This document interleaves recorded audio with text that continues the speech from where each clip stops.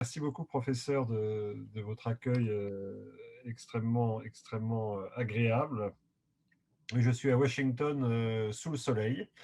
Non seulement le soleil de la météo, mais le soleil des changements politiques qui altèrent, j'espère pour le meilleur, le climat de la ville. Donc je suis très heureux d'être avec vous ce soir. C'est un moment à la fois très intéressant mais difficile pour parler du monde d'après, pour parler de la finance. Il y a quelques semaines, avant Noël, la perspective du vaccin ouvrait des espoirs peut-être irraisonnés et laissait se dessiner un rebond très fort de l'économie mondiale. Et donc, on se prenait à rêver que tout allait recommencer très vite. Les jours heureux dont parlait le président au mois de mai étaient à portée de main. Aujourd'hui, on s'aperçoit que c'est un peu plus compliqué, qu'il y a beaucoup de doutes, beaucoup d'inquiétudes. J'ai une partie de ma famille en France qui m'explique les atermoiements sur un éventuel reconfinement, ses modalités, sa durée, etc. J'imagine que tous, là autant que vous êtes, vous suivez avec une certaine anxiété ce qui pourrait être décidé dans les jours qui viennent. Pourtant, malgré ces incertitudes, malgré ces doutes, malgré le côté un peu sombre de cette rentrée, des perspectives économiques qu'on revoit plutôt à la baisse et un coût pour les finances publiques qu'on revoit à la hausse, je pense il est quand même possible maintenant de parler non plus d'un hypothétique monde d'après, comme on l'a fait tous il y a un an, moi le premier, mais commencer à évoquer ce à quoi pourrait ressembler un futur proche souhaitable. Et ce que je souhaite faire avec vous ce soir, c'est partager le résultat de réflexions qui ont été forgées pendant près de 25 ans à explorer à peu près tous les recoins de la finance. Vous l'avez rappelé à l'instant. Dans un de mes livres, je m'intitulais en préface Forrest Gump de la finance, de manière à la fois malicieuse et peut-être un peu arrogante. Et j'étais au ministère des Finances quand on a créé l'euro, petit soldat, mais quand même, j'ai vu ça d'assez près. J'étais à Londres, banquier, au moment de la bulle Internet. J'étais à New York quand la même bulle Internet a explosé, que le World Trade Center s'est effondré. J'étais à l'Élysée en 2003 au moment de la guerre en Irak et dans la cellule diplomatique de l'Élysée à ce moment-là, donc suivant de près les événements liés au Moyen-Orient. Et en même temps, l'organisation du G8 qui a suivi. J'ai été directeur financier du Crédit Agricole et de la Société Générale pendant toute la durée de la crise financière mondiale, de 2007 à 2013. Donc j'ai vraiment vu le tapis quitter mes pieds et le système s'effondrer sur lui-même. Et puis j'ai eu la chance d'arriver à Washington en 2013 comme numéro 2 de la Banque mondiale, à un moment où ça m'offrait plusieurs options. La première, de regarder une crise avec un regard un peu décentré, donc pas seulement le regard de banquier français à Paris, mais de me retrouver à Washington, donc de voir ça depuis l'autre côté de l'Atlantique, et au titre de la Banque mondiale, d'avoir une vraie vision mondiale, et en particulier prenant en compte la perspective des pays émergents en développement. Et donc, ça a pas mal stimulé mes réflexions. Ça m'a permis de voir que ce qu'on croyait vrai vu d'un endroit n'était pas forcément d'un autre, ce qu'on sait confusément, mais qu'il est parfois bon de se voir rappeler. Et puis, surtout, au titre de la Banque mondiale, au-delà de mon rôle de la Banque mondiale, j'ai travaillé et j'ai représenté la banque dans le G20, le G7, le Financial Stability Board, qui est l'émanation du G20 qui était créé pour traiter des questions de régulation financière internationale. Donc j'ai pu toucher du doigt ce que c'était que cette fameuse gouvernance mondiale, cette fameuse gouvernance internationale. Comment est-ce qu'on fait des règles au niveau mondial quand il y a une crise? Comment ça se passe au quotidien? Et pourquoi c'est souvent plus facile à dire qu'à faire? Et puis finalement, j'ai choisi de mettre toutes ces réflexions par écrit en 2016. Après avoir quitté la Banque mondiale, j'ai passé un an dans un think tank à Washington, spécialité américaine, on connaît assez peu en France, où pendant un an, j'ai pu un peu me retourner sur ce que j'avais fait, essayer d'en tirer quelques leçons. C'est à ce moment-là que j'ai travaillé sur le livre que vous évoquiez, Can Finance Save the World, dans sa version américaine, avec comme sous-titre Regaining Control of Our Money to Serve the Common Good, reprendre le contrôle de l'argent pour le mettre au service du bien commun. Donc ça, c'était le message un peu optimistique que m'inspiraient mes années à la Banque mondiale. et ce que j'y avais vécu, notamment, on y reviendra tout à l'heure, les accords de Paris, les objectifs de développement durable, enfin l'élan de 2015. Et puis, sur ces bases-là, je me suis dit, je ne peux juste pas faire comme si rien ne s'était passé, retourner dans le système. Donc, j'ai choisi, avec quelques personnes, et le soutien de quelques personnes, de créer mon propre fonds d'investissement dans le développement durable, dans les pays émergents. Là aussi, j'y reviendrai tout à l'heure. Et comme on dit en anglais, to walk the talk, c'est-à-dire non seulement écrire un livre, mais essayer de le mettre en application pour moi-même.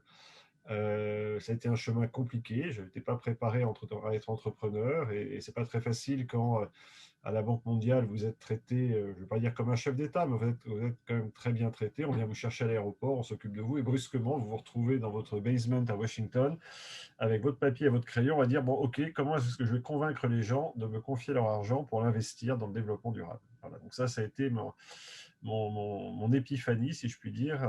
On est encore en janvier. Et qui m'a amené à créer Blue Like an Orange Sustainable Capital. Ce fonds a maintenant un peu plus de 3 ans. Nous avons levé 200 millions de dollars que nous avons largement investis. Et donc, le fonds est en train de commencer à produire ses fruits.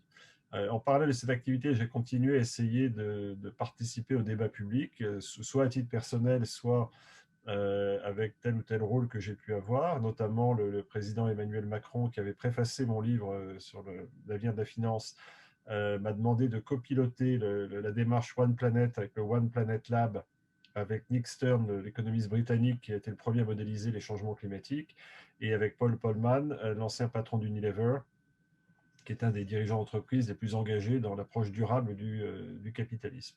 Donc ça me donne une légitimité publique pour prendre la parole.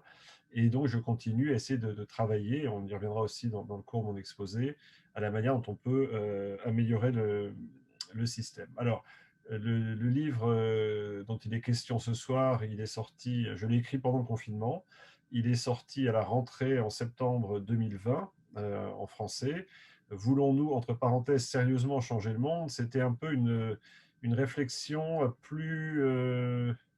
peut-être plus lucide, en tout cas moins immédiatement optimiste que la précédente, prenant acte du fait qu'entre 2015 et 2020, avant le Covid, il ne s'était pas passé grand-chose sur les engagements qui avaient été pris, notamment en matière climatique, mais pas seulement, et qu'en fait, on disait tous qu'on voulait changer le monde, mais qu'on n'était en fait pas vraiment sérieux.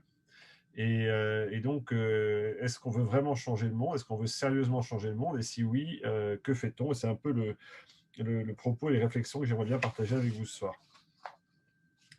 Et,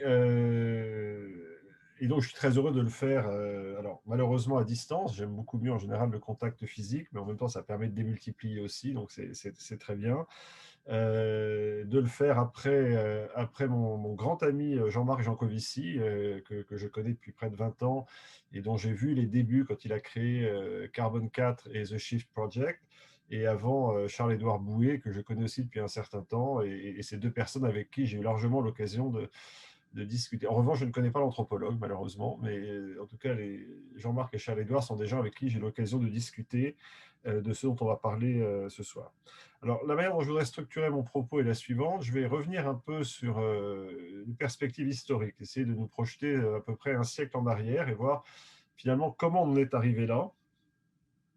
M'arrêter sur la période qui sépare la crise financière de la crise du Covid. Qu'a-t-on fait, que n'a-t-on pas fait pendant cette période-là? Et voir finalement avec le Covid, selon le principe churchillien, mais enfin attribué à beaucoup de gens qu'il ne faut jamais gâcher une bonne crise, qu'avons-nous devant nous et que pouvons-nous faire, que devons-nous faire, que sommes-nous capables de faire si nous sommes sérieux? Voilà un peu la trame de mon exposé. Alors si je prends une perspective historique, une centaine d'années, ça s'y prête assez bien. On se retrouve à la fin de la Première Guerre mondiale. Alors on avait oublié, mais ça a été rappelé de manière très claironnante ces derniers mois, la grippe espagnole, qui a probablement fait autant de victimes, si ce n'est plus, que la Première Guerre mondiale. Enfin, en tout cas, une séquence 1918-1920 pas extrêmement heureuse et pas forcément très bien traitée non plus. Je ne vais pas revenir sur les différents traités de paix, dont le traité de Versailles, et les germes de tensions qui étaient contenues dans ce traité. Keynes, comme d'autres, avait alerté sur le fait que ce n'était pas la bonne manière, d'un point de vue économique, de traiter les conséquences de la Première Guerre mondiale. C'est effectivement ce qui s'est passé. Des principes mal posés, une absence de coordination internationale, des égoïsmes qui se déchaînent après la crise de 29, la montée des fascismes et des autoritarismes, enfin, bref, une séquence qu'on connaît bien et qui est celle qui pour moi la séquence la plus épouvantable qu'on puisse imaginer, celle qui nous mène de 1918 à 1945. Alors, en 1945, changement de décor, les Américains intervenus dans la guerre, cette fois ne fuient pas leurs responsabilités. Alors, les cyniques diront qu'ils le font par intérêt, les autres diront qu'ils l'ont fait par générosité, peu importe, c'est probablement un mélange des deux.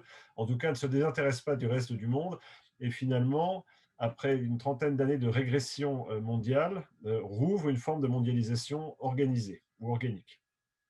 En tout cas, de ce côté-là du rideau de fer. On peut argumenter que ce n'était pas forcément la même chose vu de Pologne ou de l'Union soviétique. Enfin, en tout cas, dans notre partie du monde, on pose un certain nombre d'institutions. En 1944, en juillet, c'est les accords de Bretton Woods qui aboutissent à la création du Fonds monétaire international et de la Banque mondiale. En 1945, en juin, à San Francisco, la Charte des Nations Unies. On peut parler du plan Marshall, la création de l'OTAN, du GATT qui allait devenir l'OMC, etc. Enfin, puis un peu plus tard, les prémices de la construction européenne. Enfin, on voit bien qu'en quelques années, finalement, on pose le décor qui est, au moins en façade, toujours le nôtre aujourd'hui. C'est toujours celui dans lequel on évolue aujourd'hui. Et la clé de tout ça est effectivement les États-Unis. Les États-Unis d'un point de vue sécurité, les États-Unis d'un point de vue économique, les États-Unis d'un point de vue monétaire, je dirais même les États-Unis d'un point de vue intellectuel. Et au cœur de tout ça, le dollar. Le dollar qui est la seule monnaie convertible en or pour des raisons évidentes, parce que les États-Unis est à peu près le seul pays qui avait encore de l'or en 1945. Donc le système est organisé autour des États-Unis. Le FMI a pour objectif de surveiller les balances des paiements pour garder un équilibre au système. Et la Banque mondiale a pour objectif d'aider à reconstruire l'Europe et le Japon. Voilà un peu le décor. Tout ça fonctionne à peu près bien pendant ce qu'on a appelé en France les 30 Glorieuses, période de rattrapage extraordinaire de l'Europe et du Japon vis-à-vis des États-Unis. Tout ça fonctionne jusqu'à ce que ça ne fonctionne plus. Dans les années 60, ça commence à se dérégler, notamment autour du dollar, à la fois du fait de la guerre du Vietnam, mais aussi du développement du commerce international. Il y a beaucoup de dollars qui sortent des États-Unis. Certains, comme le général de Gaulle en France, disent très bien, moi je renvoie mes dollars et comme le dollar est convertible en or, je veux mon or. Et donc, on voit bien que le système est mis sous tension. Tout ça craque dans les années 70, avec deux dates pour moi extrêmement importantes. Je commence par la dernière, je reviendrai sur l'autre ensuite. La dernière, c'est le 15 août 1971. Richard Nixon, président des États-Unis, prend tout le monde par surprise et décrète la suspension temporaire de la capacité d'échanger ces dollars en or. On est toujours dans le temporaire 50 ans après, on va fêter le 50e anniversaire dans quelques mois maintenant. Et là, on change de système. On passe d'un système organisé autour du dollar à un système où la norme devient la valeur donnée par le marché. Si je vous demande ce soir combien vaut un dollar, vous allez me dire un dollar vaut tant d'euros. Je dis, très bien, alors et un euro, ça vaut combien? Ça vaut tant de dollars. Et donc, dans un système où ça bouge tous les jours. Donc, mentalement, on s'est projeté d'un système organisé à un système de marché, où le marché devient la manière de valoriser les choses. Et ça a d'ailleurs abouti à des changements très profonds du rôle du FMI et du rôle de la Banque mondiale. D'ailleurs, ça ne fonctionnait plus pareil, ça s'est adapté. Mais en tout cas, on a changé de référent, y compris mentalement. Quelques mois auparavant, autre date très importante, le 13 septembre 1970, il y a un débat aux États-Unis à ce moment-là qui fait rage. General Motors, qui est la première entreprise américaine, à l'époque on disait ce qui est bon pour General Motors c'est bon pour les États-Unis, et ce qui est bon pour les États-Unis est bon pour General Motors. C'est vraiment l'entreprise américaine par excellence. General Motors réfléchit à ouvrir son conseil d'administration à 3 représentants de ce qu'ils appelaient à l'époque le public interest, qu'on appellerait aujourd'hui stakeholder ou société civile, ou je ne sais pas. En tout cas, 3 personnes qui seraient autour de la table pour dire attendez, il y a les intérêts de l'entreprise, les actions, mais il y a aussi l'intérêt public. Et Milton Friedman, grand économiste, futur prix Nobel de l'école de l'Université de Chicago, fait un article retentissant dans le New York Times, très long, dans lequel il explique que c'est absurde, l'objet de l'entreprise c'est faire du profit et le public interest n'a juste rien à voir avec la mission de l'entreprise. Il dit ce serait du socialisme non frelaté, enfin vraiment ce qui était un très très gros mot aux États-Unis à l'époque. Et donc on se retrouve autour des années 70-71, on bascule d'un univers où on s'interrogeait sur le rôle de l'entreprise, la grande entreprise. Je pense que la création de l'INSEAD n'est pas très loin d'ailleurs à ce moment-là. Enfin, le management, la société des managers, etc. L'actionnaire n'était pas au premier plan. Et brusquement, on bascule dans un système où le marché et l'actionnaire deviennent un peu le compas et la boussole des années qui viennent. Alors ça trouve sa traduction politique quelques années plus tard avec Reagan aux États-Unis et Thatcher en Grande-Bretagne, ce qu'on a appelé la révolution conservatrice, ce qu'on a appelé le modèle néolibéral, ce qui est devenu après, pour les institutions internationales, le consensus de Washington, donc un monde de frontières ouvertes, un monde de capitalisme actionnarial, un monde de liberté de circulation des mouvements de capitaux, etc. Enfin, le monde qui finalement est celui dans lequel moi j'ai appris la finance, dans lequel j'ai grandi. Et là aussi, ne nous racontons pas d'histoire. Ça a plutôt assez bien marché, comme le modèle précédent, jusqu'à ce que ça trouve ses limites. À un moment donné, quand on pousse trop loin, ben, on trouve les limites. Alors, on a une étape intéressante en 1989. En 1989, chute du mur de Berlin. Et moi, à l'époque, j'étais étudiant à Sciences Po, et on nous faisait lire l'essai d'abord, puis le livre ensuite de Francis Fukuyama sur la fin de l'histoire. Ça y est, le modèle avait triomphé. Le FMI, la Banque mondiale d'ailleurs, s'ouvrait à l'ex-Union soviétique et à ses satellites. La Chine achevait sa transformation, enfin, dans un univers où finalement, démocratie et économie de marché marchaient triomphalement vers un futur radieux et partagé par toute l'humanité. Et comme beaucoup, bah, j'ai cru, je me dis c'est génial, je finis mes études à ce moment-là, c'est un univers formidable qui s'ouvre devant moi. Bon, évidemment, comme on sait, avec le bénéfice du recul, la suite du film n'a pas été exactement conforme au teaser. Et le système a fonctionné assez bien jusqu'à ce qu'il cesse de fonctionner avec plusieurs soubresauts et finalement la crise financière mondiale. Je dis ça parce que c'est le nom officiel anglo-saxon, c'est The Global Financial Crisis, qui commence en 2007-2008 et qui s'achève, on peut dire, en 2012-2013 avec la fin de la crise de l'euro. Donc on a 5-6 ans de très grave crise financière mondiale. Alors là aussi, petite digression, quand j'arrive à Washington en 2013, un de mes premiers rendez-vous était avec le ministre indien des Finances, qui me dit avec pas mal d'humour, vous savez, vous appelez ça The Global Financial Crisis, mais moi, j'ai rien à voir là-dedans. L'Inde n'est pas dans cette crise. Quand c'est une crise chez nous, vous appelez ça crise asiatique. Quand c'est une crise chez vous, c'est mondial. Voilà, ça c'était un bon rappel à l'ordre sur le fait qu'on est parfois un peu occidentalo-centré. Donc, crise de 2007-2008, que je vis aux premières loges en étant directeur financier de Crédit Agricole, qui était à l'époque une des toutes premières banques du monde par sa taille, y compris d'ailleurs par sa valorisation boursière. Cette crise, il y a des dizaines de livres qui ont été écrits dessus. Je vais pas vous faire un exposé sur la crise aujourd'hui, mais plusieurs commentaires. Le premier, c'est d'abord une crise transatlantique. Et donc, c'est bien le cœur du modèle créé dans les années 80 qui est touché. C'est une crise qui touche les États-Unis, la Grande-Bretagne et l'Europe d'abord et avant tout, même si elle a des effets sur le reste du monde. C'est un système financier qui a dérapé, qui est le système transatlantique. Deuxièmement, c'est une crise de l'innovation.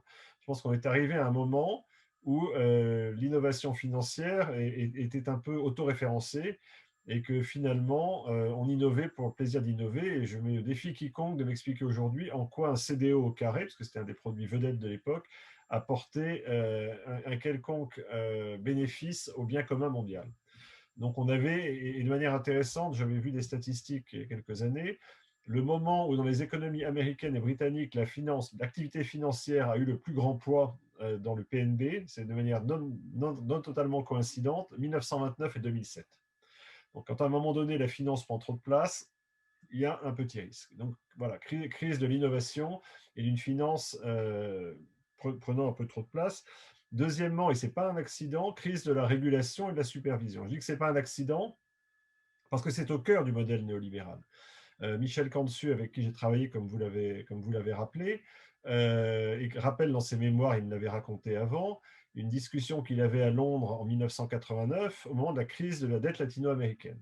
Et donc, en tant que directeur général du FMI, il reçoit les banquiers en leur disant, écoutez, effectivement, ces pays se sont trop endettés, Mais en gros, vous leur avez trop prêté. Vous êtes un peu responsable de ça. Ça marche dans les deux sens. Vous êtes aussi, entre guillemets, vous en êtes mis plein les poches. Et Margaret Thatcher, qui était là, l'interrompt en lui disant Never lecture a banker, they know.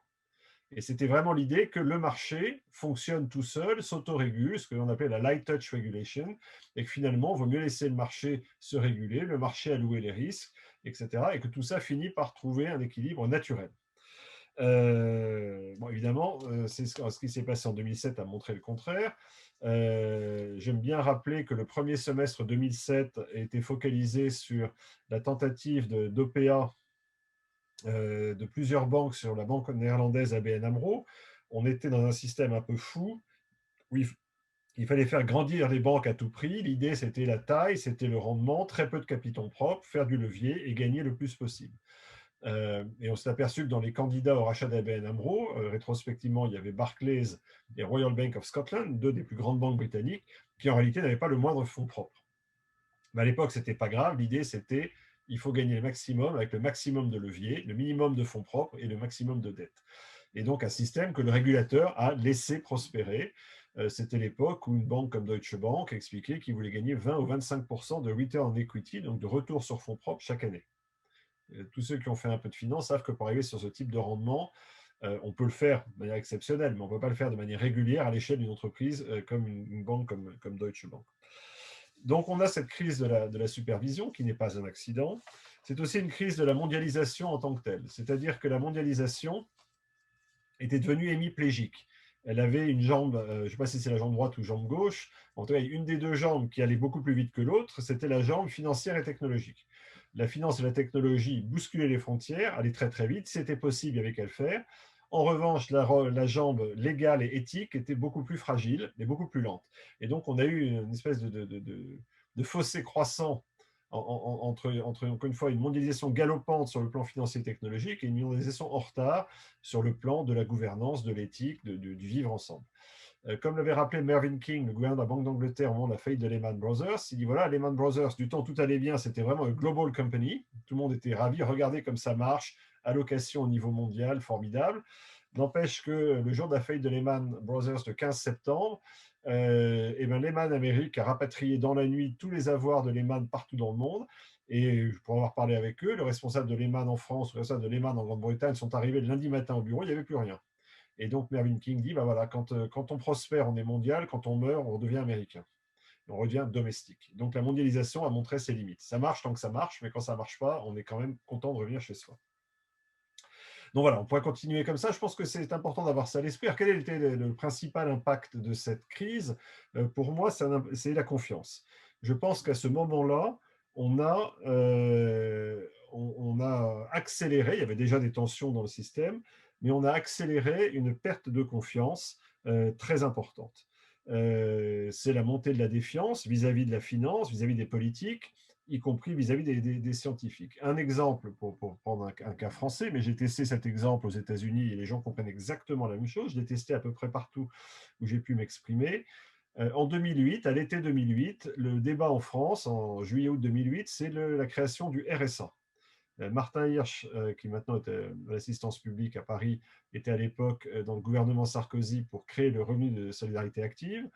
Et en 2008, on se pose la question de savoir s'il faut que ce RSA soit mis en place dans toute la France, dans une région pilote, combien d'argent on consacre, et on parle de 400, 500, 600, 700 millions d'euros, les ordres de grandeur. Et l'été, il y a beaucoup d'articles là-dessus, intéressant.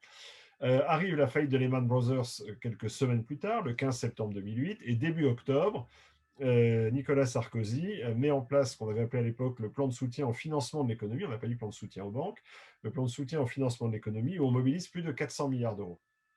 Moi, j'étais à l'époque au Crédit Agricole, donc j'ai l'occasion de pas mal me promener dans toute la France.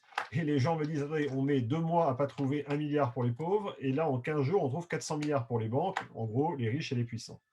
Et à partir de là, vous avez, je dirais, un fossé dans les sociétés qui se déploient. Encore une fois, aux États-Unis, c'est la même chose.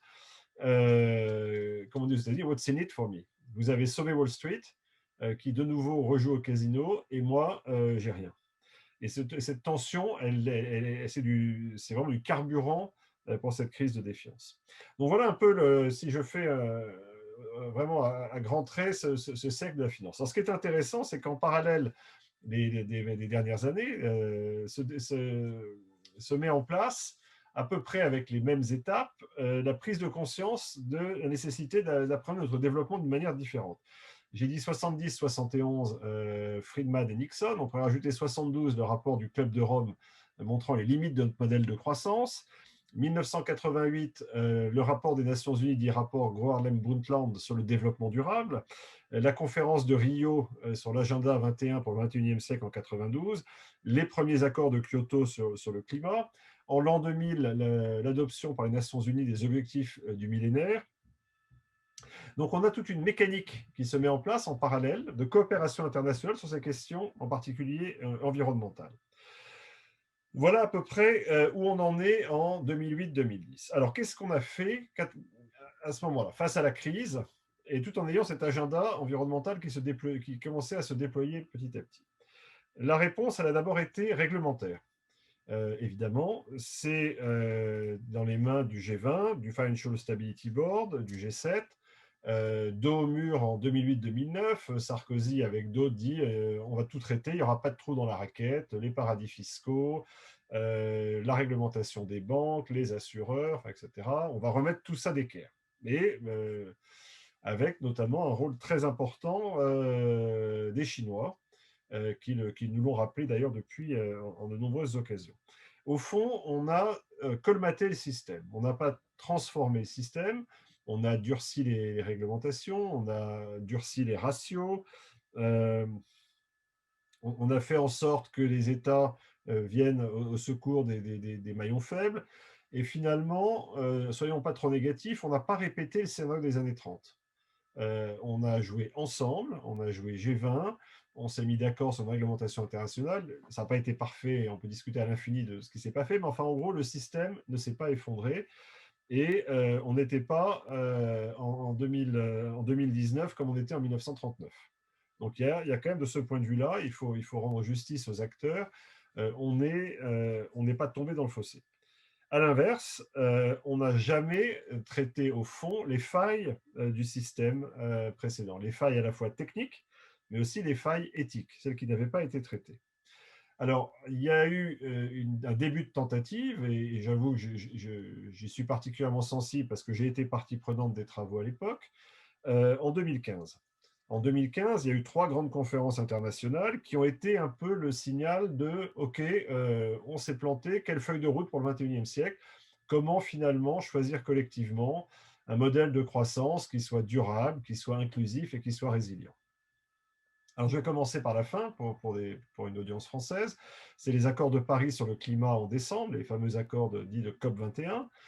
Ce sont les engagements des Nations Unies en septembre à New York, les objectifs de développement durable, les Sustainable Development Goals en anglais. Vous avez peut-être vu parfois le pins avec les 17 couleurs, les 17 objectifs de développement durable. Un peu moins connu en juillet, la conférence d'Addis en Éthiopie sur le financement du développement et les relations entre pays développés et pays émergents et en développement. Tout ça est formidable et c'est très compliqué, si vous relisez ces objectifs et ces conférences, de ne pas être d'accord. On a plutôt tous envie que tout le monde ait accès à l'eau potable, que la pauvreté soit éradiquée, qu'on ait une consommation responsable, etc. Et que la température ne s'élève pas plus de 1,5 degré. Très compliqué de ne pas être d'accord avec ça. Ce qu'on a en revanche sous-estimé à l'époque, c'est l'importance des changements qui étaient requis pour aller là. J'avais un peu travaillé à l'époque dans un rapport qu'on avait appelé Billions to Trillions sur l'équation financière. D'un côté, les Nations Unies, la Banque mondiale chiffrait le coût de cette transition de 3 000 à 6 000 milliards de dollars additionnels par an. Donc c'est ça les trillions, des milliers de milliards de dollars, c'est des trillions. À côté de ça, quand vous combinez l'intervention de la Banque mondiale, de la BEI, du FMI, de toutes ces grandes institutions publiques internationales, vous avez 150-200 milliards par an. Les engagements qui avaient été pris à l'époque pour le climat, 100 milliards. Et il y a un peu de double comptage. L'aide publique au développement, 150 milliards. Il y a un peu de triple comptage. Donc, mon idée, c'est de dire, voilà, comment est-ce qu'on passe de ces billions, de ces milliards, à ces milliers de milliards? Et comment est-ce qu'on y arrive? Et je me souviens, une des premières réunions que j'avais eues avec les Nations Unies, c'était amusant parce que c'était un univers plutôt de diplomate et moi je viens vraiment du secteur financier. Il y en a un qui dit c'est très simple, on va demander au Qatar et à la Norvège, qui sont très riches, de financer tout ça. Alors je leur ai dit, je leur demanderai pas. Deux, même si vous leur demandiez, ils ne vous le donneraient pas, c'est pas l'objectif. Et en plus, ce serait idiot. Ce qu'il faut, c'est travailler le système pour que spontanément, le Qatar et la Norvège mettent leur argent au bon endroit pour avoir le bon effet. Ça, c'est intéressant. C'est donc travailler sur le système. Et donc, le billions to trillions, c'est essayer de dire comment est-ce qu'on peut mobiliser les ressources locales par l'impôt, par l'épargne, comment est-ce qu'on peut mobiliser les flux de capitaux internationaux pour finalement, avec l'argent mondial, l'allouer au meilleur endroit de la meilleure manière. Donc, j'aurais dû, comme je dis, déposer un brevet sur Billions to Trillions, parce que dans toutes les conférences internationales pendant 3 ans, on a fait référence à l'approche Billions to Trillions. Malheureusement, c'est resté assez rhétorique. Et on a surtout gardé un système qu'on retrouve très très bien dans les accords de Paris, qui est un système qui est fondé sur la bonne volonté. Les signataires aux accords de Paris s'engagent à des objectifs nationaux. L'espoir, c'était qu'il n'y aurait non pas une course vers le bas, mais une course vers le haut, que chacun voudrait faire mieux que son voisin. Et que par ailleurs, le marché se mettrait en ordre de marche, que ça devenait un peu le mantra mondial, et que le marché, il ferait la bonne affaire et il suivrait.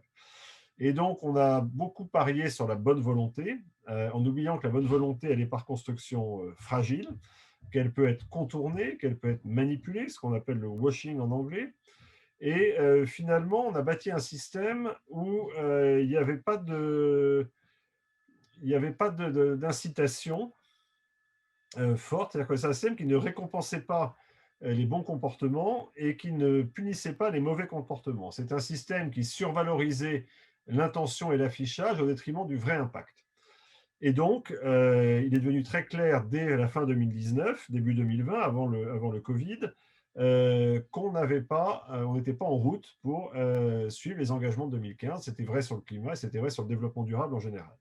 Dans un contexte où, par ailleurs, les inégalités avaient continué à avancer, inégalités au sein des pays, et notamment dans les pays développés, tensions croissantes, probablement plus fortes aux États-Unis qu'en Europe, mais tensions un peu partout, avec des manifestations comme on l'a vu en France avec les Gilets jaunes, et tensions entre les pays, avec quelques symboles comme la crise des réfugiés en Europe ou le mur entre le Mexique et les États-Unis.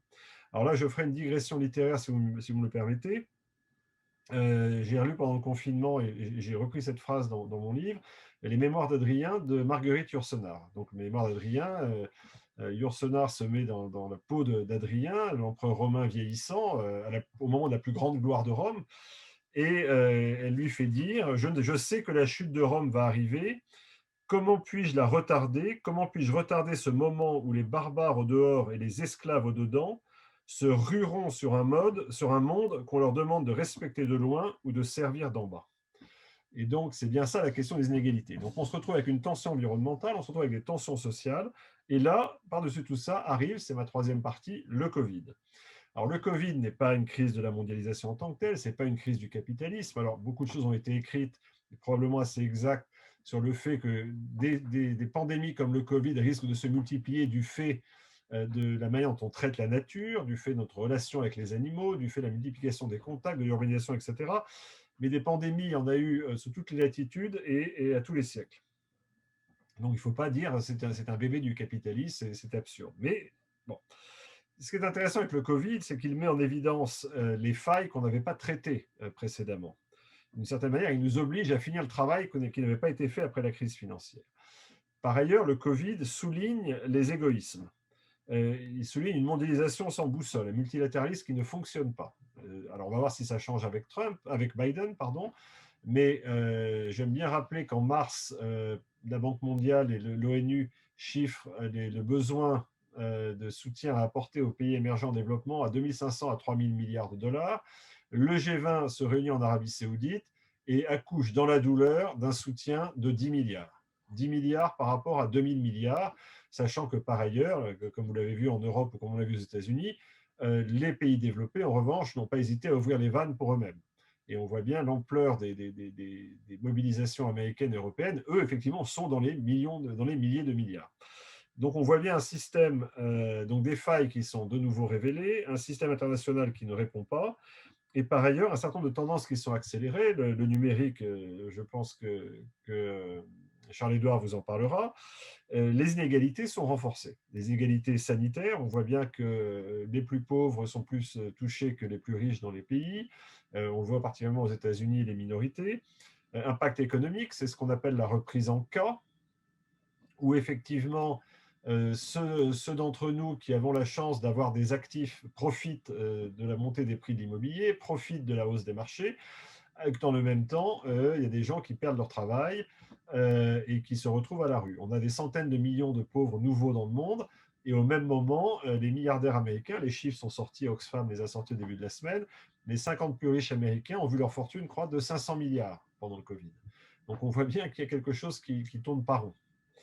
Donc inégalité poursuivent leur marche. Et donc, ça nous oblige à nous reposer la question de la finance dans le monde d'après.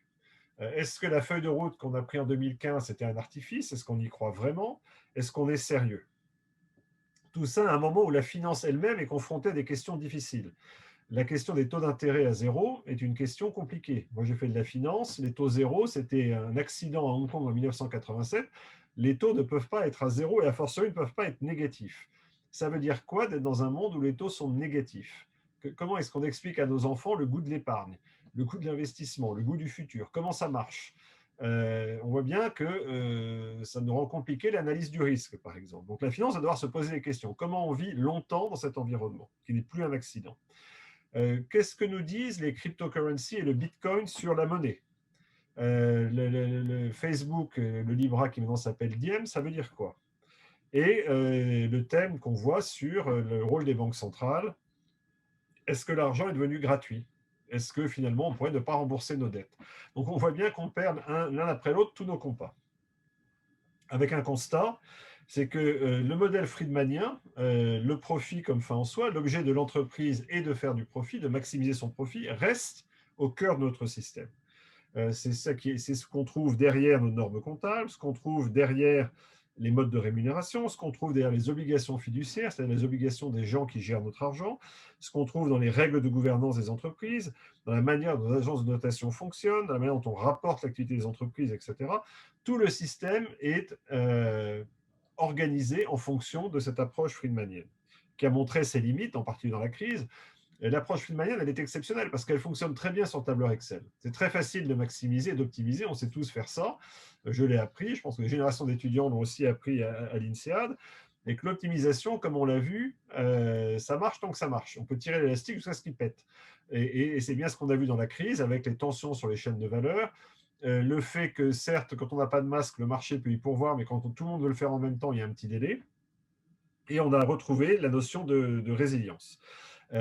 Qui s'est imposé comme une valeur importante aujourd'hui. Biden l'a redit, il a d'ailleurs dit aujourd'hui qu'il souhaitait que le gouvernement américain s'équipe de véhicules électriques produits aux États-Unis dans des usines avec des syndicats. D'ailleurs, on revient dans un système où on n'est plus en train d'importer des bouts de pièces de toute la planète avec des règles d'origine extrêmement strictes.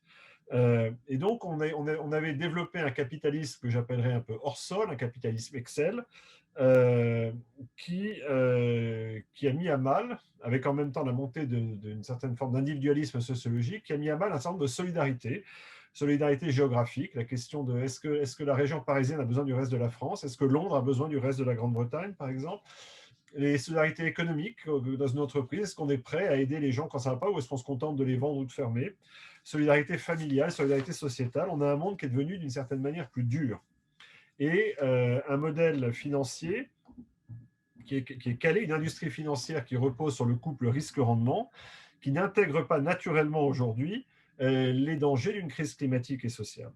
Et donc, je pense qu'il faut qu'on revoie notre modèle, qu'on change, comme on dit en informatique, notre operating system, qu'on se rapproche de ce qu'un des professeurs que j'aime beaucoup, Colin Mayer à Oxford, dans un livre Prosperity, a écrit avec beaucoup de talent, en disant il ne faut pas que l'objet de l'entreprise n'est pas de maximiser le profit.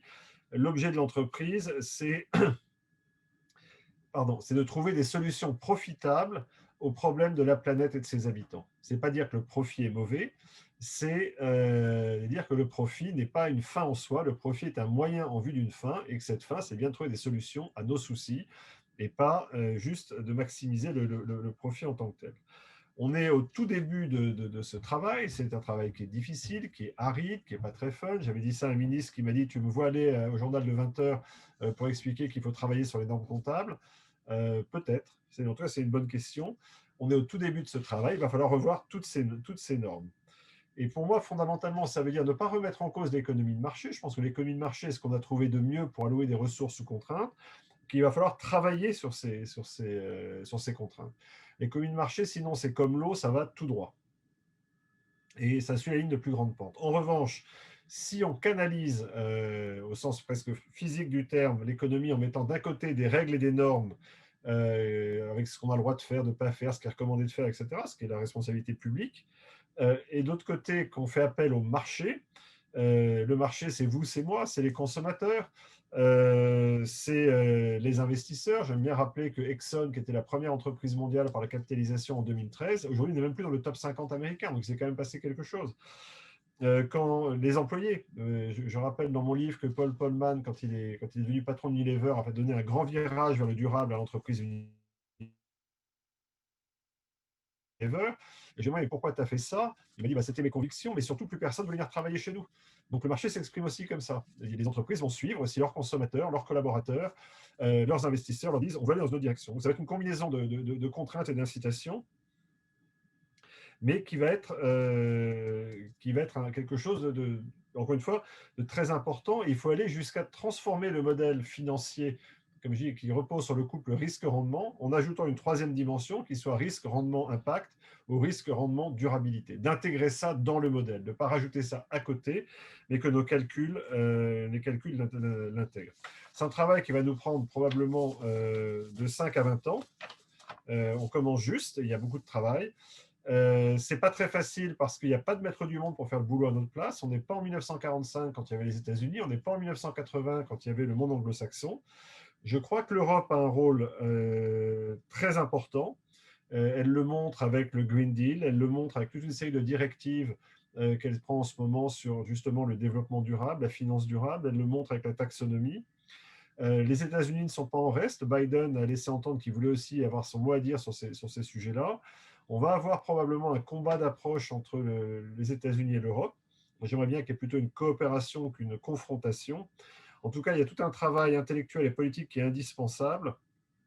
Et c'est ça que je voudrais partager avec vous. Alors, pour conclure, je vais reprendre les 12 principes que j'ai mis en avant dans mon livre et qui, pour moi, en tout cas, ce serait arrogant de dire devraient guider la réflexion, mais en tout cas, pour moi, sont les points qu'on ne peut pas perdre de vue. Le premier, c'est il faut avoir la bonne combinaison d'ambition et de réalisme. Il n'y aura pas de grand soir. Ça, c'est les gens me disent toujours quand je prends la parole, ça c'est bien les Français. Alors là, ils veulent abolir les privilèges, ils veulent abolir le capitalisme, et vous pensez que dans la nuit ça va arriver, ça n'existe pas. Donc il faut accepter que ça prenne du temps. Ça se fait dans la durée, ça se fait en rétablissant la confiance entre les acteurs. Donc il faut être ambitieux dans le long terme et réaliste dans le déroulé.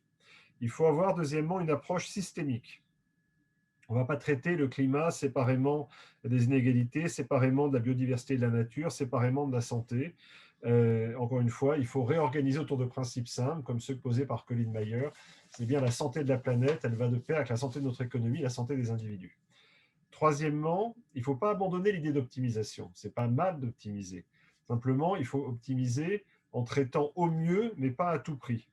Et garder dans l'optimisation l'idée de résilience, développer des racines, ne plus avoir un capitalisme hors sol. Quatrièmement, il faut coopérer, organiser une coopération à grande échelle entre public et privé, ce qui est très difficile. Tout le monde en parle, en réalité on le fait assez peu, il y a beaucoup de suspicions dans les deux sens, et là il y a beaucoup de travail, développer des nouveaux outils, mélanger les compétences, les moyens financiers, l'expertise. Là aussi, je pense qu'il y a un chantier très très fort. Aucun des objectifs dont on parle ne sera atteint tout seul par l'État ou tout seul par les entreprises privées. Il ne faut pas se raconter l'histoire. Cinquièmement, il faut utiliser la transformation numérique. Elle ouvre des horizons. Elle fait peur, comme la finance. C'est à la fois quelque chose qui nous fascine et qui nous fait peur. Mais là aussi, il faut utiliser la puissance qui nous est donnée. Il faut l'encadrer. On voit les questions éthiques qui se posent. mais ça donne des capacités extrêmement fortes pour faire face aux défis climatiques et sociaux. Sixièmement, il faut bien se rappeler que tout ça doit se faire au service de l'homme et pas l'inverse. Rappeler que l'outil est dans la main et pas la main dans l'outil. C'est bien la main qui contrôle l'outil et pas l'outil qui contrôle la main. Et donc, garder de vue qu'on parle d'un monde humain, pas d'un monde où l'homme est à côté. Et dans ce monde humain, je mets en avant le rôle particulier, en particulier dans nos économies développées, de la classe moyenne, qui ne doit pas être une variable d'ajustement. Je ne suis pas très favorable au développement de ce qu'on appelle la société en sablier, avec une petite élite en haut du sablier et une base élargie. On revient à Marguerite Yourcenar. Septièmement, je pense qu'entre liberté et égalité, il faut reparler de fraternité. J'étais très heureux de voir que le pape François appelait sa dernière lettre encyclique Fratelli Tutti, tous frères. Je pense que c'est important de retrouver cette notion de fraternité qui va au-delà de la solidarité. La fraternité, c'est qu'on est tous frères humains dans le même bateau. Huitièmement, ça c'est mon langage de financier, je ne crois pas qu'il puisse y avoir longtemps des valorisations d'entreprises sans valeur. Et je pense que l'intégrité, au sens où on va regarder si ce que vous dites est aligné avec ce que vous faites et réciproquement, l'intégrité va être une valeur cardinale au XXIe siècle. Alors je l'espère en tout cas. Et là, je partagerai une anecdote avec vous.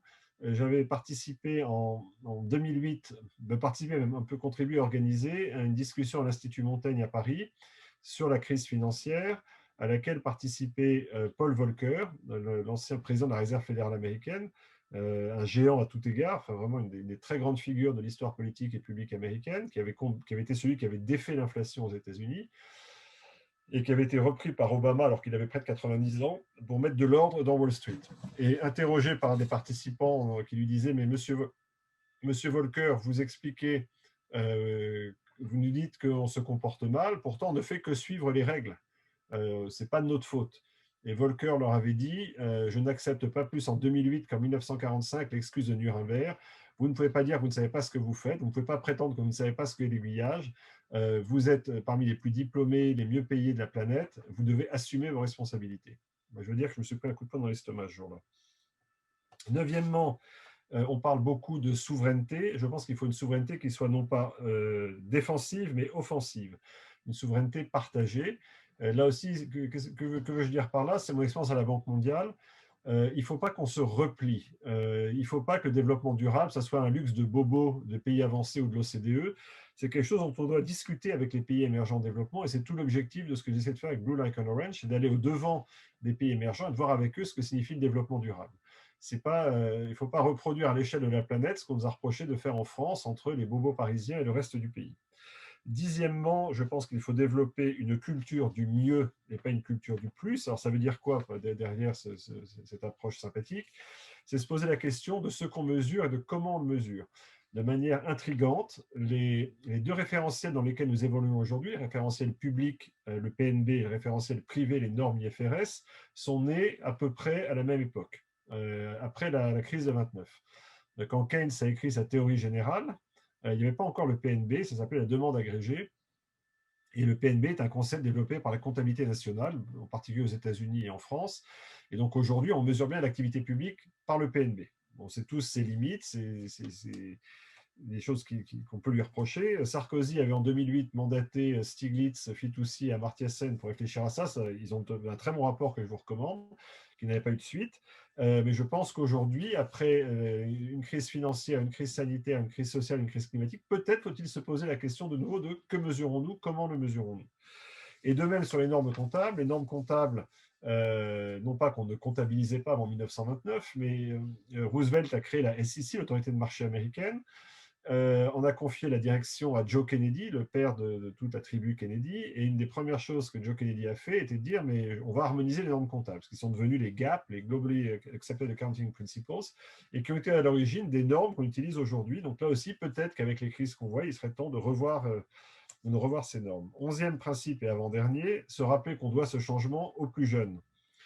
Le développement durable, c'était dans le rapport des Nations Unies de 88, c'est le développement qui répond aux besoins du présent sans compromettre la possibilité pour les générations à venir de pouvoir répondre à leurs propres besoins. C'est-à-dire qu'on prend des décisions qui n'empêchent pas les générations d'après de prendre elles-mêmes ces décisions. Donc, c'est-à-dire qu'on se remet toujours dans une position où les gens ne sont pas handicapés par nos propres positions. Aujourd'hui, qu'est-ce qu'on fait? On laisse à nos jeunes une dette financière colossale, une dette sociale colossale, une dette environnementale colossale. Je pense qu'il est peut-être temps de regarder ça en face. Dernièrement, se dire que ce n'est pas une liste de recettes qui va répondre à ce que je viens d'évoquer. Tolstoï, dans Guerre et paix, fait dire à un des héros, tout le monde veut changer le monde, personne ne veut se changer soi-même. Et bien sûr qu'il n'y a personne qui va décider pour nous. Si on ne change pas nous-mêmes, le monde ne va pas changer. Si mes enfants me le rappellent constamment, papa, tu fais du développement durable, mais n'oublie pas le tri sélectif, papa, tu fais du développement durable, mais n'oublie pas ça.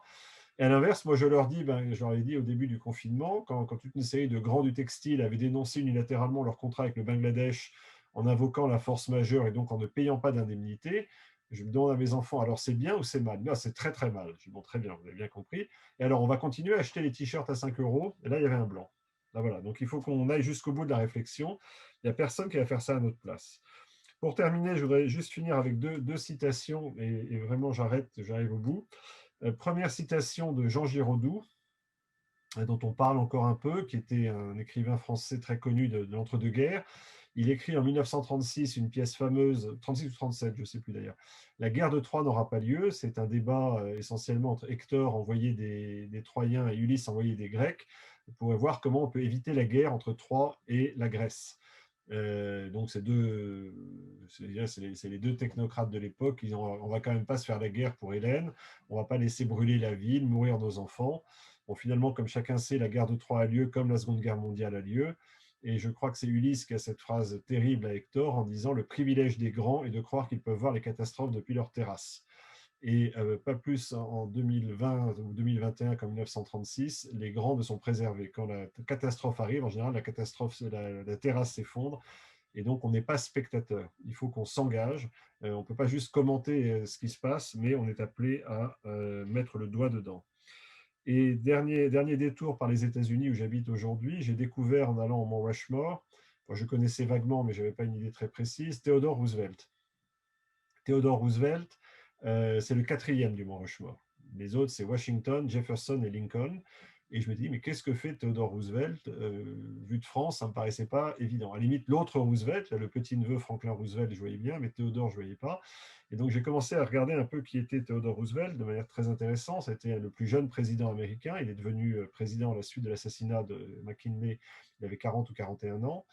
Et il a fait toute une série de réformes très importantes en quelques années. Le démantèlement des grands cartels, des grands trusts, Rockefeller, Carnegie, etc., mais aussi la création de la première agence de protection des consommateurs, l'administration des parcs naturels et quelques autres choses de ce goût-là. Et on lui disait, mais vous faites la révolution. Il disait, non, non, je ne promeux pas la révolution, je l'empêche. Et c'est ce qu'on appelait le progressisme à l'époque. Et d'une certaine manière, son petit-neveu Franklin Roosevelt a un peu fait la même chose. Je pense qu'on est à un moment où il est important peut-être de faire la révolution pour empêcher la vraie révolution. Je vous remercie. Merci beaucoup. Merci beaucoup, Bertrand. C'était extrêmement intéressant. C'était toute cette partie historique et qui débouche sur ce qu'on peut faire, les 11 propositions. Pour nous, c'est très intéressant de comprendre et d'engager une conversation, un débat avec vous. Je vais demander peut-être à Catel, je suppose qu'on a trouvé beaucoup de questions sur les écrans. Est-ce que tu peux essayer de retirer l'essentiel et de les poser à Bertrand? Alors, elles arrivent au compte-gouttes. Hein. Merci pour cette exposé sur le temps long. Les membres de l'audience ont été très attentifs et ça y est, je vois que maintenant, ça y est, les questions arrivent. Les personnes ont apprécié cette exposé sur le temps long et aussi bien pris en compte les 12 principes que vous avez évoqués. Les questions qu'on a sont sur les actions dans ce temps long et avec ces principes en socle fondateur et aussi sur qui fait quoi finalement. Donc on a par exemple une première série de questions sur le rôle de certains acteurs qui sont assez clés finalement comme les banques et les banquiers. Quels sont leurs rôles dans ces transformations d'après vous? Et de la même façon, le rôle des investisseurs aussi. Donc, je vais commencer par cette première question. Quel rôle jouent les banques dans la transformation nécessaire et celle des investisseurs? Et comment doivent changer leurs pratiques et les standards qui gèrent leurs fonctions? Alors, c'est une question évidemment qui me préoccupe puisque c'est l'univers dans lequel j'évolue. Euh, et en fait, je pense que la question est plus importante sur les investisseurs presque que sur les banques. Les banques, elles sont en train d'évoluer. Alors, c'est pas très facile. Quand une banque dit j'arrêterai de financer le charbon d'ici 2040, on dit vous foutez de ma gueule. On dit que le charbon, c'est un problème urgent et vous avez besoin de 20 ans pour arrêter. Alors, on explique que ça prend du temps. Moi, mon analyse, pour avoir été au cœur de ces choses, c'est que le moment le plus important, c'est le commencement. Quand vous commencez à dire qu'on arrête, ça veut dire que la machine se met en marche. Et je pense que ça va aller beaucoup plus vite. Une fois que les décisions sont prises, les choses vont se faire. Donc, je pense que tout ça se fait et va s'accélérer. Là où la question est beaucoup plus importante, c'est pour les investisseurs, puisque c'est bien là la principale ressource de la finance mondiale. Les investisseurs, c'est à la fois ce qu'on appelle les asset owners. Ce n'est pas les gestionnaires d'actifs. Les gestionnaires d'actifs, ils prennent l'argent et ils le placent en fonction de consignes. Donc, ils développent des stratégies et du marketing. Mais ceux qui possèdent l'argent, en bout de chaîne, c'est vous et c'est moi, mais pas souvent, rarement en direct. Enfin, ça dépend de votre niveau de patrimoine personnel. Si vous avez votre propre family office, c'est formidable pour vous. Enfin, la plupart des gens intermédient, soit par des banques privées, soit par des assureurs, soit par des fonds de pension, soit par des... Peu importe. En tout cas, il y a toute une série Donc, c'est bien la manière dont ces gens-là vont gérer l'épargne qui est essentielle. Alors, pour l'instant, les questions dont on parle, elles ont surtout été vues sur l'aspect risque. Alors, je partage une anecdote aussi avec vous qui pour moi était très révélatrice. On est en juillet 2015, donc avant la conférence de Paris sur le climat. Nous avons une réunion du Financial Stability Board, donc l'organe qui réunit les banquiers centraux et les directeurs du Trésor, plus le Fonds monétaire international, la Banque mondiale et l'OCDE, pour parler de réglementation financière internationale. Au G20 de l'année précédente, en 2014, en Australie, le G20 avait demandé à ce groupe de personnes de réfléchir aux interactions entre climat et stabilité financière. Mark Carney, gouverneur de la Banque d'Angleterre et président du Financial Stability Board, réunit une réunion pour parler du lien climat-stabilité financière. Il nous demande au directeur du Trésor français et à moi d'introduire les débats, moi au titre de la Banque mondiale, pour dire que le climat c'est important, que ça impacte les plus pauvres, etc. Et puis le directeur du Trésor français, parce que la conférence de Paris était à Paris et que les Français étaient mobilisés. Et après, il ouvre le débat. Et là, il y a un grand silence. Personne, aucun banquier central, aucun directeur du Trésor ne répond en disant... Et au bout d'un certain temps, l'Américain, je crois, a dit, écoute, bon, très bien, enfin, on doit parler de ça, mais il n'y a pas de lien. Enfin, je veux dire, le climat, c'est quelque chose, et nous, on s'occupe de finances. Voilà. Et puis, je crois, le Japonais derrière dit, mais je suis d'accord avec mon collègue, bon, c'est très bien, tu as vu qu'on en parle, on passe à autre chose.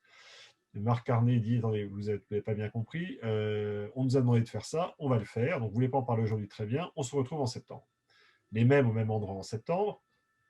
Et là, Marc Carnet a l'idée astucieuse de faire venir des fonds de pension, des assureurs, etc. Toute une série de gens, et qui nous disent bah oui, le changement climatique, c'est un sujet pour nous. Ce n'est pas un truc hypothétique.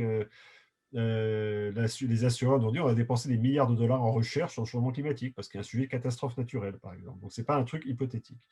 Et c'est là que le soir, Marc Carnet a cristallisé sa réflexion et qui est devenu le cœur de la réflexion sur COP21 en disant, bah oui, il y a un lien entre finance et climat, et au moins par trois risques. Le premier, c'est le risque physique, donc la multiplication des catastrophes naturelles,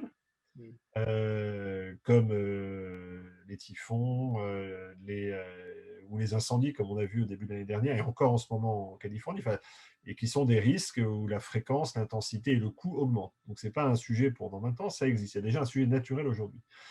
Deuxième sujet, le risque de responsabilité, liability, comme on dit en anglais.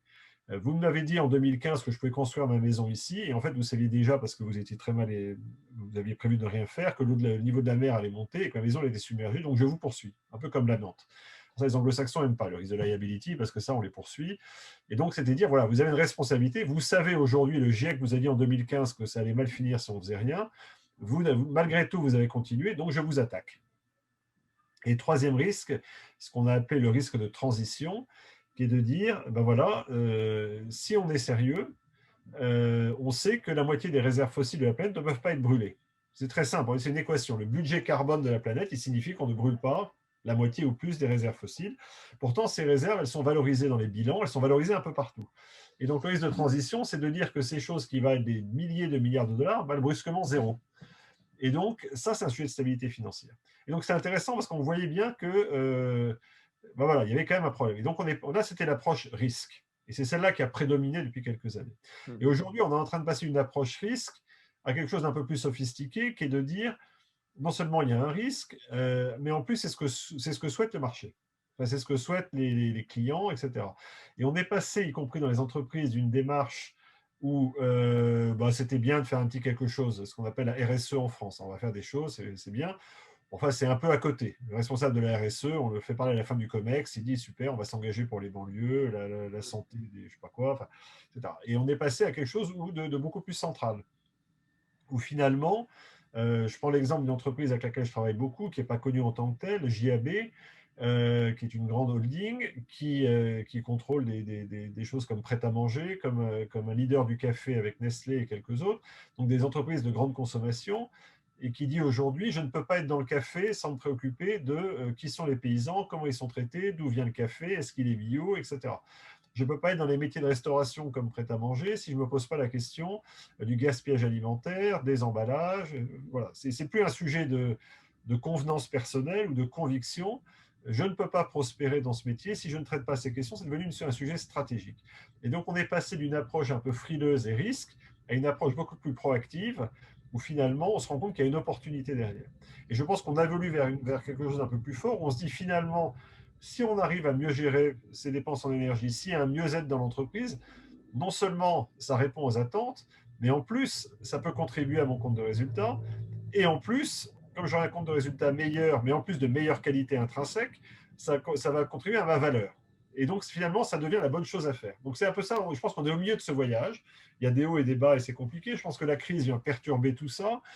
Parce que dans la crise, bah, effectivement, il y a des questions de profitabilité qui se posent, etc. Et donc, il y a parfois des décisions un peu raides à prendre. On le voit malheureusement avec les plans sociaux, comment ils sont faits. Les débats qu'il y a eu, je trouve, de manière un peu rapide avec Danone, par exemple, pour prendre un débat franco-français. Oui. Mais on est sur ces questions-là. Et donc, je pense qu'on est au milieu du gué. Mais je pense que les investisseurs ont une responsabilité particulière là-dedans et qui vont jouer un rôle. Alors, pour l'instant, c'est compliqué de déchiffrer ce qui se fait parce qu'il y a des annonces dans tous les sens. J'ai l'impression qu'il y a des milliers de milliards qui changent tous les jours. La réalité, c'est qu'ils ne changent pas tous les jours. Et que tous les jours, j'ai des appels de jeunes qui travaillent dans ces secteurs qui me disent là, je vois rien venir. Donc, il y a un peu de travail. Mais en même temps, c'est aussi normal. Ça ne se passe pas du jour au lendemain. On ne fait pas virer des super tankers de 400 mètres dans la nuit. Ce n'est pas vrai. Et c'est vrai qu'on a beaucoup de questions qui reviennent là-dessus aussi sur le rôle des investisseurs et le fait que déjà, ils imposent certaines règles éthiques et sociétales aux grands groupes. Certaines des questions font référence aux annonces de BlackRock à la suite, y compris celle de la lettre plus tôt cette semaine. Est-ce que ces annonces, ces incitations sont crédibles et peuvent faire évoluer ce rôle des investisseurs de façon effective de votre point de vue? Pour moi, elles sont importantes et leur crédibilité est clé. C'est-à-dire que si on raconte, et c'est pour ça, c'est vraiment de ces annonces-là que vient le titre de mon livre, voulons-nous sérieusement changer le monde? C'est-à-dire qu'il faut qu'on fasse des annonces et que derrière, ça soit suivi des faits. C'est la tension de BlackRock, je dis d'autant plus que je les connais bien. Quand j'étais banquier chez Lazard il y a 20 ans à New York, je travaillais comme Larry Fink, le patron de BlackRock, était un client de Lazard, et j'étais le gars qui allait voir avec lui. Bon, je le connais depuis 20 ans. Et je pense qu'il est sincère dans ses convictions. La question, c'est dans quelle mesure il va pouvoir transformer toute l'organisation derrière lui. Et donc, ce n'est pas lui faire un procès en sincérité, mais c'est dire, oui, il y a du boulot, il ne suffit pas de dire. Et c'est vrai que c'est très compliqué, parce que si vous dites ça de manière extrêmement visible, vous êtes BlackRock, tout le monde vous écoute, mais que derrière, dans un monde où tout est transparent, les gens disent, attendez, vous êtes gentil, BlackRock, vous nous dites qu'il faut s'engager sur le climat, mais quand on regarde ce que font vos gérants quand ils ont l'occasion de voter en Assemblée générale et que finalement, ils sont parmi les derniers à se mobiliser sur le climat, il y a un problème. D'où Larry Fink qui dit, maintenant, on va le faire. Maintenant, il faut qu'ils le fassent. Et donc, c'est toute cette dynamique. Il faut tenir les gens comptables de ce qu'ils racontent. Ce qui est compliqué aujourd'hui, c'est qu'il y a dans tous les sens, il n'y a pas vraiment d'instrument de mesure homogène, on ne sait plus très bien si c'est 2020, 30, 40, 50, etc. Donc il y a beaucoup de poussière.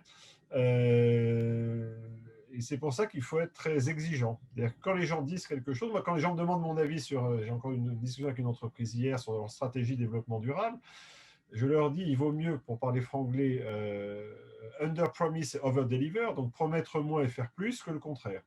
Et se donner une trajectoire et rendre compte à chaque fois. Parce que c'est compliqué, vous ne transformez pas vos modèles dans la nuit, c'est pas vrai.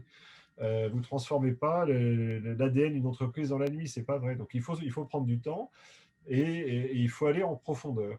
Et il faut éviter les raccourcis du type, bon, bah, j'y arriverai jamais, donc j'ai planté des arbres. Voilà. Ouais.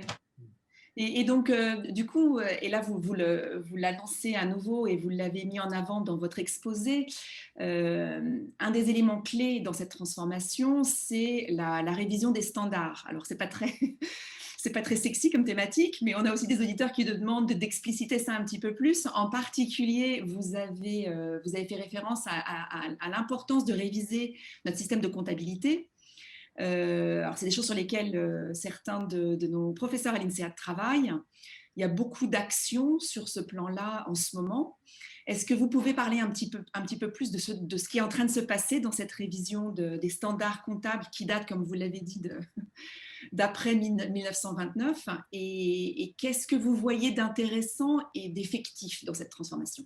Non, il y a pas mal de choses qui se passent dans le monde. Alors, j'avais proposé de manière un peu provocatrice et j'étais ravi de voir qu'il l'avait gardé. Vous connaissez peut-être le journaliste Stéphane Soumier, qui était sur BFM. Et il m'avait interviewé et on avait accouché du concept de mark to planet. Au lieu de passer d'une comptabilité mark to market, où effectivement la valeur de votre bilan est ancrée sur la valeur que donne le marché à votre bilan. Donc en fait, quand vous arrêtez vos comptes, vous liquidez mentalement votre entreprise, dites combien est-ce que le marché m'en donne aujourd'hui. Ça, c'est le raisonnement de base, le mark to market. Et j'avais dit, en fait, il faudrait mentalement passer du mark to market au mark to planet. Combien est-ce que la planète m'en donne? Alors ça, c'est sympa, c'est un beau concept, etc. Après, il faut le décliner. Alors après, il y a pas mal de systèmes qui commencent à se discuter dans le monde. Il y a des réflexions menées par Patrick de Cambourg, l'ancien patron de Mazars en France. Il y a des réflexions à Bruxelles. Il y a Harvard avec Ronnie Cohen qui travaille. Je ne sais pas, peut-être que l'INSEAD fait quelque chose, d'ailleurs, je ne suis pas familier. Il y a Oxford. Il y a beaucoup d'endroits où il y a des... Et je pense que c'est un vrai enjeu. C'est-à-dire qu'il faut... Et c'est pour ça que je crois que l'Europe a une responsabilité particulière à faire en sorte que le système qui émerge soit un système qu'on ne lui impose pas, comme les normes comptables lui ont été imposées. L'Europe a adopté les normes IFRS qui n'étaient pas du tout ce qu'on avait avant et qui sont aujourd'hui d'application immédiate en Europe. Donc voilà, je ne sais pas quelle est la meilleure voie, il y a plusieurs choses, j'aime bien ce qui se fait à Harvard, mais il y a d'autres choses, les Allemands travaillent sur des concepts, il y a beaucoup d'endroits où ça se passe en ce moment. Hier, il y a eu une annonce des KPMG, Deloitte, EY, etc., expliquant qu'ils avaient un standard pour rapporter les sujets extra-financiers. Alors, à la fois, c'est formidable, c'est un très bon signal, et honnêtement, je ne l'avais pas vu venir. En même temps, c'est le tout début, c'est sur base volontaire, ça reste déclaratif et intentionnel. Voilà, il faut qu'on passe d'un univers où on ne se contente pas de raconter ce qu'on fait, mais on mesure aussi l'impact de ce qu'on fait. Enfin, en tout cas, on ne peut pas tout avoir du premier. Donc, on est dans une phase qui est en réalité plutôt positive. Il se passe des choses. Voilà. Merci. Et donc, justement, toujours. Même si c'est un peu compliqué de faire la part des choses. Mais ce qui est certain, c'est qu'on est quand même dans un contexte de transition où aujourd'hui les entreprises ont un pléthore de mécanismes qu'elles peuvent utiliser pour reporter ce à quoi elles contribuent d'un point de vue sociétal et environnemental. Et qu'en gros, elles peuvent choisir ce qui les arrange le mieux pour que ça apparaisse bien sur les brochures de publicité, en fait. Et l'idée, c'est quand même un peu d'aller vers une standardisation de ces pratiques. On a aussi des questions par rapport toujours à l'investissement et à ces notions d'impact. Quels sont aujourd'hui pour vous les défis pour vraiment identifier les projets à impact? C'est quelque chose, j'imagine, à laquelle vous avez dû réfléchir dans votre nouvelle entreprise ou alors organisation. Comment est-ce qu'on arrive à identifier ces projets qui ont un impact effectif, y compris dans les pays émergents? Ouais, je ne vais pas dire qu'il y a des projets impact et des projets sans impact. Ça veut dire qu'il y a deux économies, une positive et une négative. Je pense qu'il faut avoir pour objectif que toute l'économie devienne à impact. Et c'est vraiment le rationnel derrière les objectifs de développement durable. C'est de mettre l'ensemble du système sous tension pour aboutir à un monde où effectivement il n'y a plus de pauvreté, on a accès à l'eau, à une alimentation durable, à une consommation durable, un système industriel équilibré, à une gouvernance, etc. Et donc, moi, le parti que j'ai pris avec Blue Like an Orange, c'est de m'arrimer à ce système, alors, qui a des défauts, hein. Il est ce qu'il est, il a été essentiellement écrit par des gens qui sont de la sphère publique, donc il n'est pas complètement facile à traduire en données privées. Il est très vaste, donc les gens disent bah, on peut faire n'importe quoi, on met ce qu'on veut dans les outils de développement durable, tout ça est exact. Mais bon, en même temps, c'est la seule feuille de route qu'on a sur la table. Compte tenu de l'état de la coopération internationale, je pense qu'il ne faut pas se raconter d'histoire. On n'arrivera pas à refaire un cadre comme celui-là très vite. Donc, il faut faire avec. Et à partir de là, voir comment on s'organise. Alors, l'aspect le plus connu, c'est évidemment les aspects climat. C'est là qu'il y a le plus de normes, le plus d'attentes, normes privées, normes publiques, les trajectoires d'émissions, le net zéro, la neutralité carbone, tout ça, avec des feuilles de route. En France, l'ADEME a fait un guide pour expliquer comment tout ça est assez documenté. C'est plus compliqué quand on rentre dans la biodiversité, dans le social, etc. À la manière dont moi je fais, alors en plus, moi j'opère dans les pays émergents en développement où le degré de sensibilité et de connaissance de ces sujets-là est un peu plus faible. C'est pas forcément que ça les intéresse pas, c'est qu'on en parle moins. C'est souvent, je me dis souvent, c'est les monsieur Jourdain de l'impact qui font de l'impact sans le savoir. Et donc, un des aspects intéressants quand on investit dans une entreprise en Colombie ou au Brésil, c'est de dire, bah, voilà, nous, on va vous apporter de l'argent, mais en même temps, on veut travailler sur votre impact. Et en fait, vous faites des choses formidables, on va les formaliser, on va les mettre en avant, on va les mesurer, on va rendre compte. Et donc, nous, on a bâti notre propre système de rating impact, comme il y a un rating crédit. Alors, on peut comparer le crédit de la France au crédit d'une entreprise comme PSA ou Stellantis aujourd'hui, comme le crédit d'une organisation internationale. Je pense qu'on peut comparer l'impact, c'est l'approche qu'on a pris, l'impact d'un projet dans la santé, à l'impact d'un projet dans l'accès au crédit, à l'impact d'un projet dans l'eau, à l'impact. En gros, où avez-vous le plus d'impact? Alors évidemment, ça relève en partie de choix personnel, mais au moins, on veut avoir une méthode transparente qui formalise nos choix. Et on a choisi de mettre en avant 4. Donc, on a un système qui est assez compliqué. On a une note qui est composée de 2 éléments qui nous permet d'avoir un rating. La moitié des éléments sont des éléments qu'on regarde pour l'ensemble des entreprises et des projets qu'on finance, et la deuxième moitié est spécifique. Vous allez avoir un bloc sur l'eau, la santé, l'éducation, l'accès au crédit, l'agriculture, etc. Et puis vous avez un bloc transverse. Et dans le bloc transverse, il y a 4 objectifs qu'on regarde. Le premier, c'est la création d'emplois. Nations Unies, job décent, enfin des jobs formels, ce n'est pas les petits jobs, c'est des gens qui ont un vrai job, un vrai métier, une feuille de paie, etc. C'est très important dans les pays émergents en développement, et c'est ce qu'on valorise le plus. Le deuxième, c'est tout ce qui est lié à l'égalité homme-femme, à la fois parce que c'est important en soi, mais parce que c'est très révélateur de ce qui ne va pas, sinon, dans l'accès au crédit, la santé, l'éducation, etc. Donc ça, c'est très crucial. Le troisième, on s'était posé la question de garder le climat, et finalement, on a pris, alors on rentre dans la cuisine des objectifs de développement durable, l'objectif 12.6, qui est la prise en compte par l'entreprise de l'environnement au sens large. Donc, c'est pas tellement parce qu'on ne va pas disqualifier un investissement dans une clinique parce qu'elle a une émission carbone trop élevée. Ça n'a pas de sens. En revanche, que cette clinique prenne en compte dans son management l'environnement, c'est-à-dire l'eau, l'air, le carbone, la biodiversité, la nature, etc., ça, c'est important. Donc, comment est-ce que le management intègre cette dimension dans sa vie quotidienne et dans son planning opérationnel? Et le quatrième critère qu'on regarde, ça, c'est notre choix, c'est un critère d'innovation. On veut plutôt aller dans des modèles qui apportent quelque chose de nouveau. Et ça, c'est notre choix. Mais il est transparent, il est sur notre site. Quand on finance quelque chose, la note est publique. Et l'avantage comme un système de notation, c'est qu'on peut le faire vivre. C'est-à-dire que si au moment d'investissement, il a une note B-, mais qu'en fait, il fait un travail extraordinaire, il peut avoir, au bout d'un an, on passe à note de B- à B. Ou si au contraire, il fait moins bien, on passe à C+. Voilà. Merci. Alors, il y a quand même une question sur le nom de votre fonds, Blue Like an Orange. Vous pouvez nous dire d'où ça vient parce que je suis obligée de vous le poser. On nous l'a demandé 2 fois, donc je vous pose la question. Vous faites bien, et vous ne l'auriez pas posé, j'aurais été déçu parce que vous avez fait baisser la statistique de 100%. En fait, le nom, pour ne pas perdre trop de temps, c'est une référence au poème de Paul Éluard de 1929, « La terre est bleue comme une orange ». Et en fait, je m'étais déjà servi de ce poème dans le livre que j'avais écrit avec Michel Cantu sur l'eau il y a une quinzaine d'années, où une des premières phrases du livre, je me revois même l'écrivant, était « La terre aurait dû s'appeler mer car elle est bleue comme une orange ». parce qu'au moment où Paul Éluard a écrit son poème, je pense que personne ne savait que la Terre apparaîtrait bleue vue du ciel. Elle n'était pas sortie, la NASA n'avait pas produit ces belles photos. Et donc Paul Éluard avait cette vision de la Terre bleue, la vision de la Terre comme une orange, c'est-à-dire un fruit à la fois très fécond, très riche, mais fragile. Et donc je me suis dit, bah oui, c'est ça en fait, c'est ça dont il s'agit. Le bleu, c'est la couleur du durable, la Terre, c'est comme cette orange, et donc allons-y pour bleu comme une orange, blue like an orange. Et alors après, j'ai posé la question à un de mes investisseurs, je lui ai dit, est-ce que c'est une bonne ou une mauvaise idée? Il m'a dit, mais pourquoi tu prends ce nom? Alors je lui ai expliqué, bah, c'est un poème que j'avais appris, je l'ai déjà utilisé dans un livre. Il m'a dit, c'est une super idée.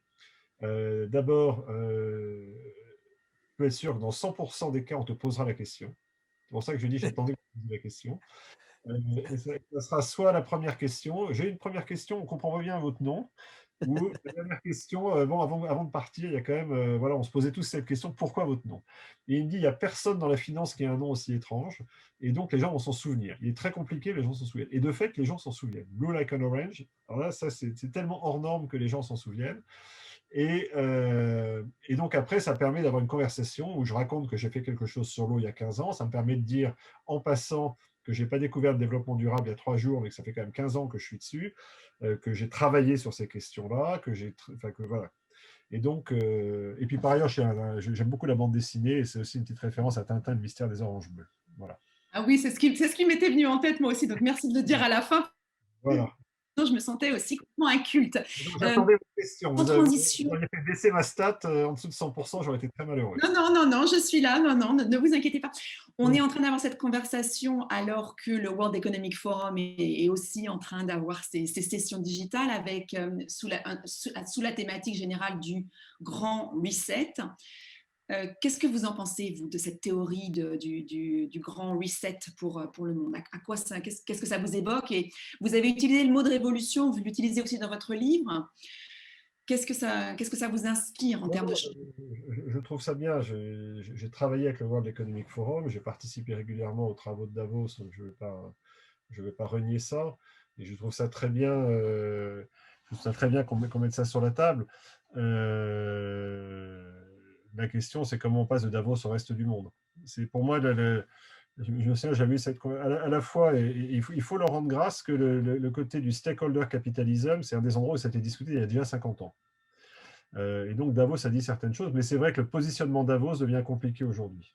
C'est que ça incarne, probablement en partie à son corps défendant, tous les défauts du système. Et donc c'est une parole qui est compliquée. À la fois, c'est très important qu'il parle de reset, et en même temps, voilà, je ne sais pas l'impact que ça va avoir. Et pour moi, l'enjeu fondamental, c'est d'aller au-delà des engagements. Je me souviens une fois, je revenais de Davos, j'étais avec un ami banquier central, et on se disait, c'est super, si on fait la somme de tous les engagements pris, la planète est sauvée. Et puis on dit, bon, on va quand même revenir l'année prochaine pour voir où on en est. Donc c'est à la fois formidable parce que ça participe de la diffusion de ces idées, la socialisation des concepts, et en même temps, il faut avoir l'humilité de reconnaître qu'il n'y a pas que là que ça se passe. Merci. Vous avez parlé des différents pays ou groupes de pays qui étaient associés avec les grandes phases de changement. On a plusieurs questions qui sont autour du rôle de l'Asie et de la Chine pour cette phase à venir. Est-ce que vous voyez là éventuellement un héritage culturel, philosophique, des enseignements à tirer pour redessiner en fait le système de l'après? Non, de toute façon, on ne peut pas faire l'impasse. L'Asie est en train de retrouver, comme les Chinois nous le rappellent maintenant, sans explication de texte, leur place dans l'économie mondiale, avec leur propre vision. Et ça fait pour moi, on le vit encore plus directement aux États-Unis, où je ne sais plus quel est le nom universitaire qui avait parlé du piège de Thucydide, donc le fait que quand il y a une puissance qui monte et une puissance qui descend, ça finit toujours par une guerre, comme entre Sparte et Athènes. Et donc aux États-Unis, il y a une obsession chinoise que Biden a repris à son compte ces derniers jours. Et donc, on est à ce moment un peu particulier où effectivement l'Asie doit retrouver sa place, va retrouver sa place, qu'on le veuille ou non. Il faut espérer que ça se passe sans conflit.